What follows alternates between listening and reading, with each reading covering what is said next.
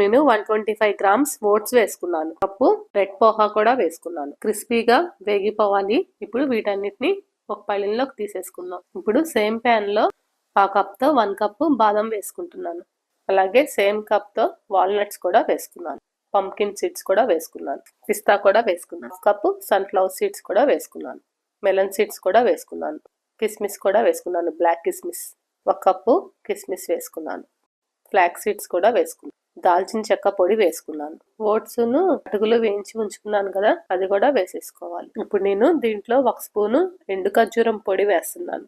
అలాగే 1 స్పూన్ తేనె కూడా తేనె వేసుకున్నాం కదా, బాగా మిక్స్ చేసుకోవాలి.